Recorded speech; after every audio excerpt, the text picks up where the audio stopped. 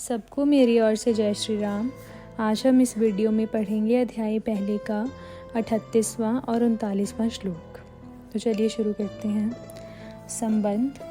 अब यहाँ यह शंका होती है कि जैसे तुम्हारे लिए दुर्योधन आदि स्वजन हैं, ऐसे ही दुर्योधन आदि के लिए भी तो तुम स्वजन हो। स्वजन की दृष्टि से तुम तो युद्ध से निवृत्त होने की बात सोच रहे हो, पर दुर्योधन आदि युद्ध से निवृत्त होने की बात ही नहीं सोच रहे हैं। इसका क्या कारण है? इसका उत्तर अर्जुन आगे के 2 श्लोकों में देते हैं।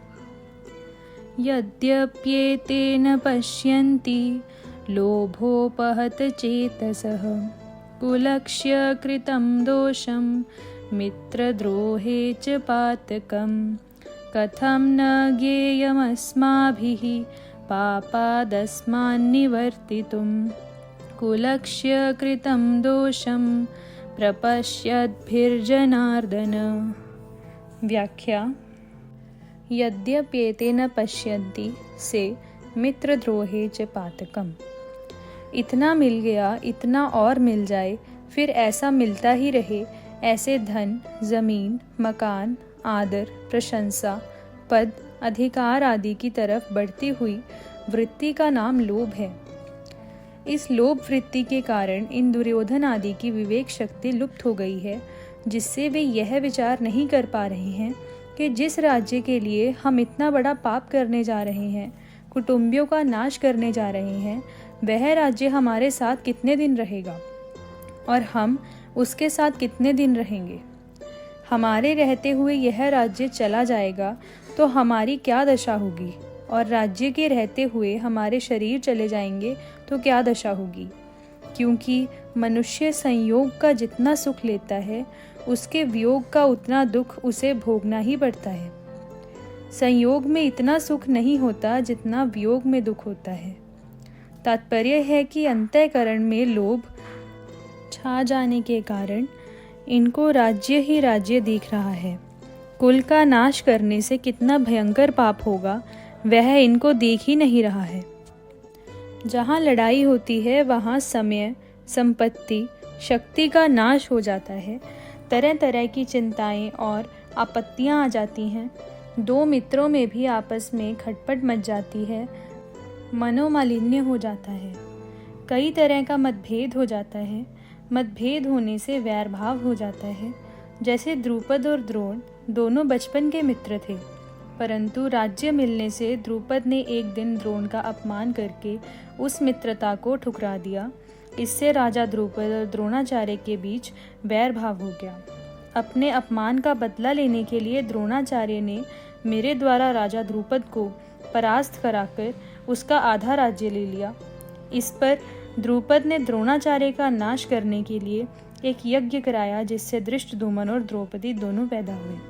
इस तरह मित्रों के साथ वैर भाव होने से कितना भयंकर पाप होगा, इस तरफ ये देख ही नहीं रहे हैं। विशेष बात, अभी हमारे पास जिन वस्तुओं का अभाव है, उन वस्तुओं के बिना भी हमारा काम चल रहा है। हम अच्छी तरह से जी रहे हैं, परंतु जब वे वस्तुएं हमें मिलने के बाद फिर बिछुड़ जाती हैं, तब उनके अभाव का बड़ा दुख होता है। तात्पर्य है कि पहले वस्तुओं का जो निरंतर अभाव था, वह इतना दुखदाई नहीं था जितना वस्तुओं का संयोग होकर फिर उनसे वियोग होना दुखदाई है। ऐसा होने पर भी मनुष्य अपने पास जिन वस्तुओं का अभाव मानता है, उन वस्तुओं को वह लोभ के कारण पाने की चेष्टा करता रहता है। विचार किया जाए तो जिन वस्तुओं का अभी अभाव है, बीच में प्रारब्धानुसार उनकी प्राप्ति होने पर भी अंत में उनका अभाव ही रहेगा। अतः हमारी तो वही अवस्था रही जो कि वस्तुओं के मिलने से पहले थी। बीच में लोभ के कारण उन वस्तुओं को पाने के लिए केवल परिश्रम ही परिश्रम पल्ले पड़ा, दुख ही दुख भोगना पड़ा। बीच में वस्तुओं के संयोग से जो थोड़ा सा सुख हुआ है, वह तो केवल लोभ के कारण ही हुआ है। अगर भीतर में लोभ रूपी दोष न हो तो वस्तुओं के संयोग से सुख हो ही नहीं सकता। ऐसे ही मोह रूपी दोष न हो तो कुटुंबियों से सुख हो ही नहीं सकता। लालच रूपी दोष न हो तो संग्रह का सुख हो ही नहीं सकता। तात्पर्य है कि संसार का सुख किसी न किसी दोष से ही होता है। कोई भी दोष न होने पर संसार से सुख हो ही नहीं सकता। परंतु लोभ के कारण मनुष्य ऐसा विचार कर ही नहीं सकता। यह लोभ उसके विवेक विचार को लुप्त कर देता है। कथम न ज्ञेयमस्माभिः से प्रपश्यद्भिः जनार्दन। अब अर्जुन अपनी बात कहते हैं कि यद्यपि दुर्योधन आदि अपने कुलक्ष्य से होने वाले दोष को और मित्रद्रोह से होने वाले पाप को नहीं देखते, तो भी हम लोगों को कुलक्ष्य से होने वाली अनर्थ परंपरा को देखना ही चाहिए, जिसका वर्णन अर्जुन आगे 40वें श्लोक से 44वें श्लोक तक करेंगे। क्योंकि हम कुलक्ष्य से होने वाले दोषों को भी अच्छी तरह से जानते हैं और मित्रों के साथ द्रोह वैर द्वेष से होने वाले पाप को भी अच्छी तरह से जानते हैं। अगर वे मित्र हमें दुख दें तो वह दुख हमारे लिए अनिष्टकारक नहीं है, कारण के दुख से तो हमारे पूर्व पापों का ही नाश होगा, हमारी शुद्धि ही होगी। परंतु हमारे मन में अगर द्रोह वैर भाव होगा तो वह मरने के बाद भी हमारे साथ रहेगा और जन्म जन्मांतर तक हमें पाप करने में प्रेरित करता रहेगा, जिससे हमारा पतन ही पतन होगा। ऐसे अनर्थ करने वाले और मित्रों के साथ द्रोह पैदा करने वाले इस युद्ध रूपी पाप से बचने का विचार क्यों नहीं करना चाहिए? अर्थात विचार करके हमें इस पाप से जरूर ही बचना चाहिए। यहाँ अर्जुन की दृष्टि दुर्योधन आदि के लोभ की तरफ तो जा रही है, पर वे खुद कौटुंबिक स्नेह मोह में आबद्ध होकर बोल रहे हैं, इस तरफ उनकी दृष्टि नहीं जा रही है। इस कारण वे अपने कर्तव्य को नहीं समझ रहे हैं।